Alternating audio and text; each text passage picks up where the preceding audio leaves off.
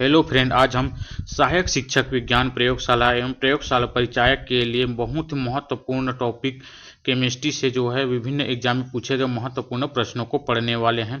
जिनमें दिया गया है फर्स्ट प्रश्न है, परमाणु जिनमें प्रोटॉनों की संख्या समान परंतु न्यूट्रॉनों की संख्या भिन्न भिन्न रहती है क्या कहलाते हैं। तो इनमें दिया गया है ऑप्शन समदाबिक, समावयवी, समन्यूट्रॉनिक और समस्थानिक। तो बताओ इन चारों ऑप्शनों में से कौन सा ऑप्शन सही रहेगा इनका। तो ये प्रश्न जो है आपके CGPSC प्री 2005 में पूछा गया प्रश्न है। इनका सही आंसर रहेगा आपका ऑप्शन डी रहेगा समस्थानिक। परमाणु जिनमें प्रोटॉनों की संख्या समान परंतु न्यूट्रॉनों की संख्या भिन्न भिन्न रहती है उसे समस्थानिक कहा जाता है। याद रखिएगा, समस्थानिक किसे कहते हैं। समस्थानिक एक ही तत्व के परमाणु जिनकी परमाणु संख्या समान होती है परंतु परमाणु भार अलग अलग होती है उन्हें समस्थानिक कहा जाता है। नेक्स्ट प्रश्न है, प्रश्न क्रमांक है 2, इलेक्ट्रॉन का आविष्कार किसने किया। दिया गया है option Rutherford, Nils Bohr, J Thomson, इनमें से कोई नहीं। ये प्रश्न भी आपके CGPSC 2007 में पूछा गया प्रश्न है। तो इनका सही आंसर क्या रहेगा।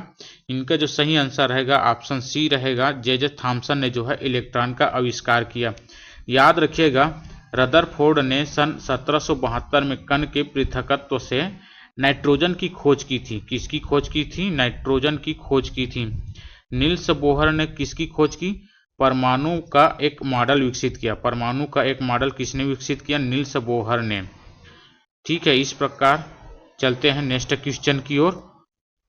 दिया गया है तीसरा है, किसी तत्व के विभिन्न आइसोटोप में समान होते हैं। दिया गया है ऑप्शन परमाणुीय द्रव्यमान, परमाणुीय संख्या। तीसरा दिया गया है कक्षीय इलेक्ट्रॉन का विन्यास। इनमें जो है निम्न कूट के आधार पर उत्तर चुनना है। कूट फर्स्ट में दिया गया है 2 सही है, बी में दिया गया है 1 और 2 सही है और सी में दिया गया है 2 और 3 सही है और डी में दिया गया है 1 और 2 3 तीनों सही हैं। तो इनका सही आंसर क्या रहेगा। ये भी प्रश्न जो आपके CGPSC में पूछा गया था, 2008 में पूछा गया था यह प्रश्न। तो इनका सही आंसर होगा आपका ऑप्शन सी होगा, 2 और 3 कूट सही है। परमाणुीय संख्या एवं कक्षीय इलेक्ट्रॉन का विन्यास जो है विभिन्न आइसोटोप में समान होते हैं। नेक्स्ट प्रश्न है प्रश्न क्रमांक 4, प्रोटॉन एवं न्यूट्रॉन मिलकर कहलाते हैं। दिया गया है ऑप्शन है न्यूक्लियस, न्यूक्लियोलस, न्यूक्लियस, न्यूक्लियाई। तो क्या कहलाते हैं बताना है प्रोटॉन और न्यूट्रॉन मिलकर। तो इनका सही आंसर रहेगा ऑप्शन ए रहेगा, न्यूक्लियस कहलाते हैं प्रोटॉन और न्यूट्रॉन मिलकर। याद रखिएगा, प्रोटॉन और न्यूट्रॉन को सामूहिक रूप से न्यूक्लियन भी कहा जाता है। क्या कहा जाता है। न्यूक्लियन भी कहा जाता है, क्योंकि ये जो है परमाणु के नाभिक में होते हैं। प्रोटॉन और न्यूट्रॉन जो है मिलकर परमाणु के नाभिक का निर्माण करते हैं।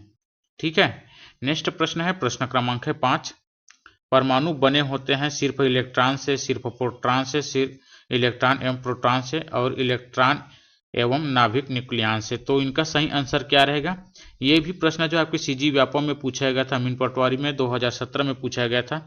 इनका सही आंसर रहेगा ऑप्शन डी रहेगा, इलेक्ट्रॉन से एवं नाभिक न्यूक्लियन से जो है परमाणु बने होते हैं। ठीक है, नेक्स्ट प्रश्न है प्रश्न क्रमांक है 6, निम्नलिखित में से कौन सा युग्म सुमेलित नहीं है। क्या पूछा है, सुमेलित नहीं है पूछा है। ठीक है, दिया गया है ऑप्शन ए में मेसान की खोज हिडेकी युकावा ने किया है। ऑप्शन बी में दिया गया पॉजिट्रॉन की खोज CD एडमसन एवं यूसेफ हेंस ने किया है। सी में दिया गया सूर्य तथा तारों में ऊर्जा उत्पादन का सिद्धांत जो है HA बेथे ने किया है। और ऑप्शन डी में दिया गया है para यूरेनियम तत्वों का संश्लेषण एनरिको फर्मी द्वारा किया है। तो इनका सही आंसर क्या रहेगा बताना है। तो यहाँ देख लेते हैं, मेसान की खोज जो है हिडेकी युकावा ने किया, ये सही है आपका ऑप्शन ए सही रहेगा। पॉजिट्रॉन की खोज जो है CD एडमसन एवं UF हेस ने किया, ये भी ऑप्शन आपका सही रहेगा। सूर्य तथा तारों में ऊर्जा का उत्पादन सिद्धांत जो है HA बेथे ने किया, ये ऑप्शन भी आपका सही रहेगा। para यूरेनियम तत्वों का संश्लेषण एनिका फर्मी द्वारा किया है। तो यहाँ जो है para यूरेनियम तत्वों का संश्लेषण जो है एडविन मैकमिलन और फिलिप H एबेल्सन द्वारा जो है बर्कले के 60 इंच साइक्लोट्रॉन से जो है न्यूट्रॉन के साथ जो है यूरेनियम ट्राइऑक्साइड लक्ष्य को सक्रिय करके संश्लेषित किया गया था। नेक्स्ट प्रश्न है प्रश्न क्रमांक है 7, 2 समस्थानिक में आइसोटोप मुख्यतः अंतर होता है। दिया गया है ऑप्शन ए इलेक्ट्रॉन की संख्या में, ऑप्शन बी प्रोटॉन की संख्या में, ऑप्शन सी न्यूट्रॉन की संख्या में, ऑप्शन डी उपरोक्त में से कोई नहीं। ये प्रश्न जो है आपके सीजी व्यापम 2013 में पूछा गया प्रश्न है। इनका सही आंसर क्या रहेगा? इनका जो सही आंसर रहेगा ऑप्शन सी रहेगा। न्यूट्रॉन की संख्या में जो है 2 समस्थानिक में आइसोटोप मुख्यतः अंतर होते हैं। याद रखिएगा, एक ही तत्व के भिन्न भिन्न परमाणु जिनकी परमाणु संख्या समान हो लेकिन द्रव्यमान संख्या में भिन्न भिन्न हो, उसे क्या कहते हैं? समस्थानिक कहा जाता है। नेक्स्ट प्रश्न है, प्रश्न क्रमांक है 8। निम्नलिखित की सही जोड़ी बनाइए। इनमें दिया गया है सही जोड़ी बनाने के लिए, तो बनाएंगे। रेडियम की खोज किसने किया है जी? तो रेडियम की खोज जो है मैडम क्यूरी ने की है।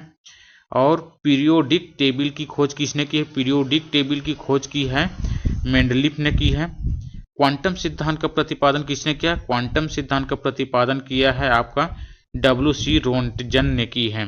किसने किया है? डब्ल्यू.सी. रोएंटजेन ने की है। और एक्स किरण का जो है किसने दिया है? एक्स किरण की खोज जो की है मैक्स प्लैंक ने किया है। इस प्रकार जो इनका सही कूट क्या हो जाएगा? इनका जो सही कूट हो जाएगा 3, 2, 1, 4 इनका सही कूट रहेगा। नेक्स्ट प्रश्न है, प्रश्न क्रमांक है 9। निम्न में से कौन सा परमाणु भाग नहीं है? तो बताना है, दिया गया है option A neutron, photon, proton, electron. ये प्रश्न जो है आपके सीजीपीएससी मेंस 2011 में पूछा गया प्रश्न है। तो इनका सही आंसर आपको बताना है। इनका सही आंसर रहेगा ऑप्शन बी, फोटॉन का जो है परमाणु भाग नहीं है। न्यूट्रॉन, प्रोटॉन, इलेक्ट्रॉन ये जो है परमाणु भाग हैं। ये फोटॉन जो है परमाणु का भाग नहीं होता है। याद रखिएगा, फोटॉन जो है किसी पदार्थ द्वारा ऊर्जा का उत्सर्जन अथवा अवशोषक सतत रूप से न होकर ऊर्जा के छोटे छोटे बंडलों के रूप में होता है, जिन्हें क्या कहते हैं? फोटॉन कहा जाता है। नेक्स्ट प्रश्न है, प्रश्न क्रमांक है 10। निम्न में से कौन सा रासायनिक परिवर्तन का उदाहरण है? दिया गया है ऑप्शन ए प्रिज्म से गुजरने पर श्वेत प्रकाश का 7 रंगों में विभक्त होना, सब्जियों को पकाने पर उनका मुलायम हो जाना, सानी हुई मिट्टी का सूखने पर भंगुर हो जाना, नमक का पानी में घुलना। तो कौन सा जो है रासायनिक परिवर्तन का उदाहरण है, बताना है। तो इनका सही आंसर रहेगा ऑप्शन बी रहेगा, सब्जियों को पकाने पर उनका मुलायम हो जाना। ये जो है रासायनिक परिवर्तन का उदाहरण है। भोजन पकाना क्या है? रासायनिक परिवर्तन है, क्योंकि खाना पकाने के बाद कच्चे माल या सब्जियों को फिर से प्राप्त नहीं किया जा सकता। इस प्रकार जो इनका सही आंसर हो जाएगा ऑप्शन बी। नेक्स्ट है, प्रश्न क्रमांक है 11। पीली चटनी या मेयोनेज एक उदाहरण है। दिया गया है ऑप्शन ए जेल का, फेन का, पायस का, विलय का या कोलाइड का। तो इनका सही आंसर क्या रहेगा? ये भी प्रश्न जो है आपके सीजीपीएससी आरएओ पीएपीओ 2014 में पूछा गया था ये प्रश्न। तो इनका सही आंसर क्या रहेगा? पीली चटनी मेयोनेज जो है एक पायस का उदाहरण है। पायस जो है 2 या 2 से अधिक अमिश्रणीय तरल पदार्थों से बना एक मिश्रण होता है। कई पायसन जो है तेल या पानी के पायसन होते हैं, जिनमें आहार वसा प्रतिदिन प्रयोग में हम आने वाले तेल का एक सामान्य उदाहरण है, जो पायस का एक उदाहरण है। ठीक है, याद रखिएगा, आपके एग्जाम की दृष्टि से महत्वपूर्ण हो सकते हैं। नेक्स्ट प्रश्न है, प्रश्न क्रमांक है 12। विषमांगी मिश्रण में बताना है असमान संगठन होता है, अवयव समान रूप से घुले रहते हैं, अवयवों को पृथक नहीं किया जा सकता, उपरोक्त सभी। तो इनका सही आंसर क्या रहेगा? इनका जो सही आंसर रहेगा ऑप्शन ए रहेगा, असमान संगठन में जो है विषमांगी मिश्रण में होते हैं। याद रखिएगा, जिस मिश्रण के प्रत्येक भाग के गुण एक समान नहीं होते उसे विषमांगी मिश्रण कहते हैं। जिस मिश्रण के प्रत्येक भाग के गुण एक समान नहीं होते उसे विषमांगी मिश्रण कहते हैं। इनका सही आंसर क्या हो जाएगा? असमान संगठन होता है। ठीक है, नेक्स्ट प्रश्न है, प्रश्न क्रमांक है 13। निम्न कथनों पर विचार कीजिएगा। दिया गया है, फर्स्ट कथन है ठोस के अणुओं के मध्य अंतराण्विक बल अत्यधिक दुर्बल होता है। दूसरा कथन दिया गया, अंतराण्विक स्थान पर बहुत अधिक होने के कारण ठोस बहुत अधिक संपीड्य होते हैं या तनाव होते हैं। ठीक है, तीसरा कथन में दिया गया, अंतरासाधिक अवकाश बहुत कम होने के कारण इनके घनत्व उच्च होते हैं। निम्न कूटों का प्रयोग करके जो हमें सही उत्तर चयन करना है। ठीक है, इनका कौन सा कूट सही रहेगा? दिया गया है फर्स्ट केवल 1 सही है, बी में दिया गया है केवल 3 सही है, और सी में दिया गया है केवल 2 और 3 सही है, और ऑप्शन डी में दिया गया ये सभी सही है। तो इनका सही आंसर क्या रहेगा? इनका जो सही आंसर रहेगा ऑप्शन बी रहेगा, केवल जो है तीसरा वाला सही है। ठीक है, अंतरासाधिक अवकाश बहुत कम होने के कारण इनके घनत्व उच्च होते हैं, ये आपका तीसरा वाला कथन सही रहेगा। ठीक है, इस प्रकार इनका सही आंसर हो जाएगा ऑप्शन बी। नेक्स्ट प्रश्न है, प्रश्न क्रमांक है 14। निम्नलिखित में से कौन सा जो है समांगी मिश्रण है? तो दिया गया है ऑप्शन ए बर्फ, लकड़ी, मिट्टी, वायु। दिया गया है इनमें ऑप्शन ए में दिया गया है 1 और 3 सही है, ऑप्शन बी में दिया गया है 2 और 4 सही है, और ऑप्शन सी में दिया गया है 1 और 4 सही है, और ऑप्शन डी में दिया गया है 3 और 4 सही है। तो इनका सही आंसर क्या रहेगा? कौन सा जो है समांगी मिश्रण है, इनके बारे में बताना है। तो इनका सही आंसर रहेगा ऑप्शन सी रहेगा, 1 और 4 जो है। 1 और 4 में कौन कौन सा है? बर्फ और वायु जो है समांगी मिश्रण है। लकड़ी एवं मिट्टी क्या है? एक विसमांगी मिश्रण होते हैं। मिट्टी जो है विभिन्न सामग्रियों के छोटे छोटे टुकड़ों से बने होती है, इसलिए जो है यह एक विसमांगी मिश्रण है। और जल भी जो है एक पदार्थ है, अधिक विशेष रूप से जो है क्योंकि जो पानी क्या है हाइड्रोजन और ऑक्सीजन से बना होता है। इस प्रकार जो है ये विषमांगी मिश्रण हो जाएगा। ठीक है। नेक्स्ट प्रश्न है, प्रश्न क्रमांक है 15।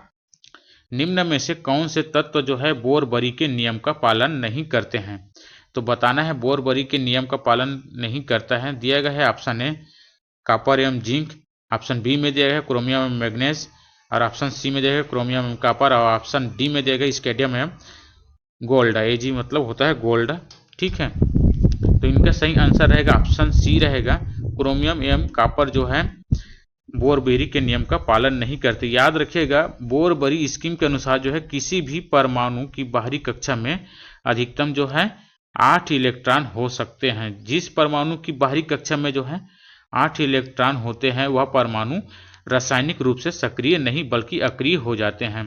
ठीक है। इस प्रकार जो है इसे भी याद रखिएगा। ठीक है। इस प्रकार मेरे द्वारा दी गई जानकारी आप लोगों को अच्छा लगा हो तो मेरे चैनल को लाइक शेयर एंड सब्सक्राइब जरूर कीजिएगा। धन्यवाद अंत तक बने रहने के लिए।